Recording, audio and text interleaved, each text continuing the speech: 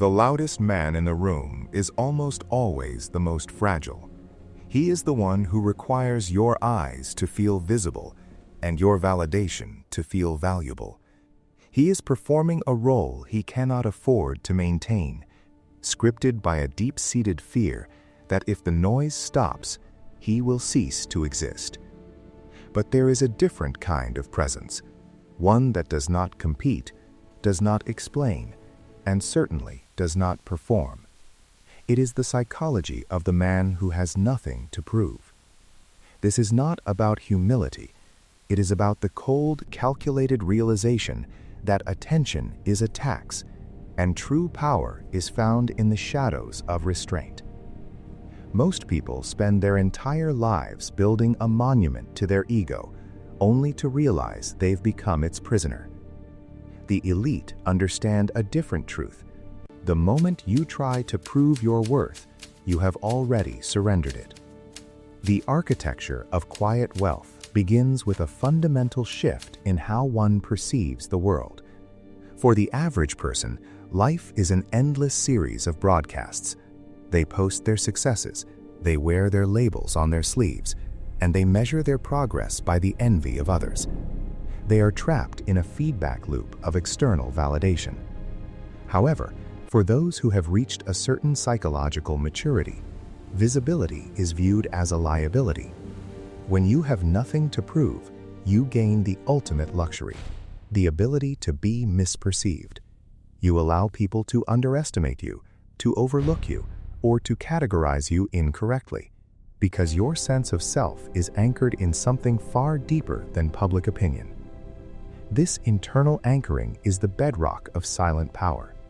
It is the knowledge that your position is secure, regardless of whether the world acknowledges it. When you do not need the world to see you, you begin to see the world with terrifying clarity. Consider the difference between performance and position. Performance is exhausting. It requires constant energy, updates, and maintenance. Position, however, is a state of being. It is the difference between the actor on stage and the owner of the theater. The actor needs the applause to know he has done well. The owner is content to sit in the back, unobserved, watching the mechanics of the room. This is the quiet dominance that comes from withdrawing from the status race entirely. Most people will never understand this because they are addicted to the dopamine of being noticed. They mistake attention for leverage. But in the realms of true influence, the most powerful moves are made in silence, and the most enduring wealth is that which requires no witnesses. The true cost of a public ego is often higher than the value of the assets it claims to represent. We live in an era of hyper-visibility, where the pressure to curate an image of success is constant. Yet the more a person feels the need to signal their status, the more they reveal their insecurity. Signaling is the language of the strivers, those who are still climbing and are desperate to show they belong. The truly established have moved beyond the need for signals. They understand that every time you try to impress someone, you are handing them a piece of your autonomy. You are asking for their permission to feel successful. If your identity is tied to the things you show, then you are a servant to those things. You must protect them, update them, and display them to keep the identity alive. The man with nothing to prove can lose it all and remain himself. This detachment is terrifying to most because they have no self outside of their external markers. True silence is not an absence of thought. It is a tactical choice. We have been taught that the leader is the one who dominates the conversation. This is a fallacy. In reality, silence is the ultimate display of strength. It shows that you are comfortable with the void. You do not feel the need to fill the air with justifications or explanations. If someone misinterprets your silence as ignorance, let them. Their miscalculation is your advantage. In negotiations, in relationships, and in social hierarchies, the person who can sit in silence longest usually wins. They are the ones who are not desperate for a resolution or an agreement. They are the ones who have the internal resources to wait. This patience is a hallmark of those who have nothing to prove. They are playing a decades-long game, while everyone else is playing for the next 15 minutes. Internal validation is the ability to maintain a consistent internal state regardless of external fluctuations. To achieve this, one must dismantle the audience that lives inside their head. Most people carry a mental crowd of peers and strangers whose imagined judgment dictates their choices. They buy things they do not like to impress people they do not know. To have nothing to prove is to fire this audience. It is to become your own highest authority. When you are your own authority, your choices become cleaner. You no longer make decisions based on how they will look. You make them based on utility, beauty, and personal resonance.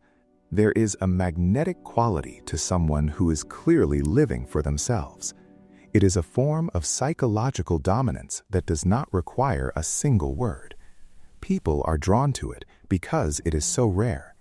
In a world of carbon copies, the person who is genuinely indifferent to the gaze of others becomes the focal point. This indifference must be authentic.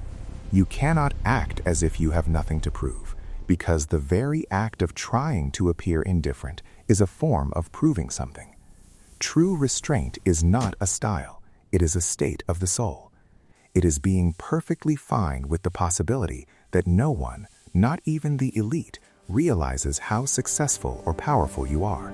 This level of detachment allows for a terrifyingly effective form of leverage. When you do not need the deal, when you do not need the promotion, and when you do not need the social invitation, you have all the power.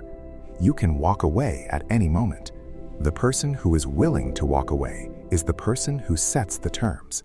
Most people are tethered to their desires and their fears, making them easy to manipulate. But the man who has nothing to prove is untethered.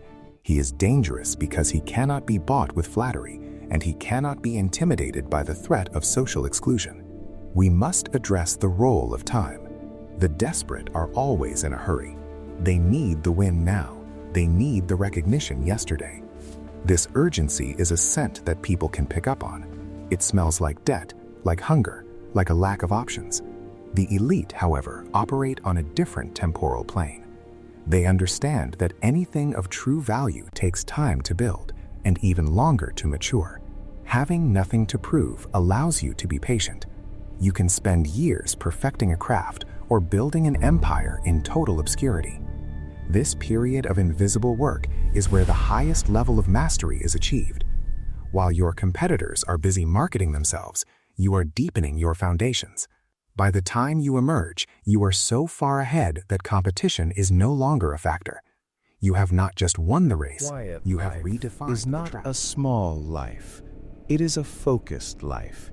It is the removal of the unnecessary noise that drains our cognitive resources. Every time you worry about your reputation, you are leaking energy. When you stop caring, that energy returns to you. You can use it to think more deeply and to live more intentionally. This is the secret of the world's most influential figures. They are content to be the names on the contracts and the architects of the systems that run the world. Keeping things for yourself is an act of rebellion. There are experiences, thoughts, and achievements that should never be spoken of. Keeping them private gives them a sacred quality. When you achieve something significant and tell no one, you keep the full weight of that satisfaction. When you tell the world, you dissipate it. You trade the gold of internal achievement for the copper of public praise. Privacy is the ultimate status symbol. In an era of total surveillance and digital footprints, wealth is the ability to disappear. It is the unmarked estate. It is the encrypted conversation. It is the private move. The more powerful a person is, the less you generally know about them. They move the needle without ever touching the dial in public. This brings us to psychological dominance through restraint. In any interaction, the person who speaks less and reveals less is the one who holds the cards. Humans are naturally uncomfortable with ambiguity. By remaining restrained, you deny people information. You become a mirror. They will project their own fears onto you, and in doing so, they will reveal everything about themselves. You do not have to dominate them. They will dominate themselves in an attempt to figure you out. This is the cold reality of luxury psychology. The strong do not need to be liked. They need to be respected. And respect is born from a combination of competence and mystery. If people know everything about you, they feel they have consumed you. But if you remain an enigma, you remain a force to be reckoned with. You are the variable they cannot account for. This requires a radical acceptance of the fleeting nature of status. The titles and social hierarchies are sandcastles waiting for the tide. The man who realizes this pursues excellence because excellence is its own reward. He builds wealth because wealth is a tool for freedom, not a scorecard for his ego. Failure is no longer a public humiliation. It is simply a data point. You can pivot and learn without the crushing weight of losing face. The quiet strategist is free to experiment. He can afford to look wrong for as long as it takes to be right. This leads to a state of flow that is inaccessible to the ego-driven. When you are not checking the sidelines to see who is watching, you can reach depths of concentration where the self disappears and only the task remains. This is where the most profound breakthroughs happen. Ironically, by not caring about the world's opinion, you produce the kind of work that the world cannot help but admire. But by then, their admiration is irrelevant to you. You have already moved on to the next challenge. Internal anchoring means being the same person in a palace as you are in a storm. True character is what remains when everything is stripped away. The man with nothing to prove has built a core that is independent of his circumstances. He is the steady hand, the calm eye in the center of the hurricane. This emotional stability is the most valuable asset in the modern world. It allows you to make rational decisions when everyone else is panicking. It allows you to lead without needing to be called a leader. The goal of quiet wealth is not merely the accumulation of capital, but the accumulation of sovereignty. Sovereignty over your time, your thoughts, and your emotions. Most people are wealthy, but remain slaves to their reputations and their lifestyles. They have a lot to prove, and therefore, they are never truly free. It starts with the realization that you are already enough. If you truly believe you are enough, the entire market of status seeking collapses. You can no longer be manipulated by the fear of missing out. You become a closed system. You operate from a place of abundance rather than a place of lack. This does not mean you stop growing. On the contrary, you grow faster because you are no longer dragging the anchor of other people's expectations. You pursue the highest version of yourself because it is the most interesting thing to do with your life. You seek out challenges to see for yourself what is possible. This is the silent, relentless pursuit of personal mastery. Imagine a life where you never have to justify a single choice, where you do not have to explain your path, defend your success, or apologize for your boundaries. You simply exist and create with a total, unshakable confidence. You are not the loudest person in the room. You are the one the loudest person is subconsciously trying to impress.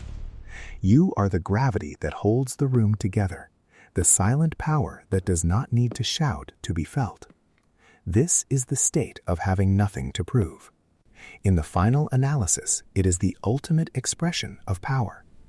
It is the end of the war with yourself and the beginning of your true influence on the world.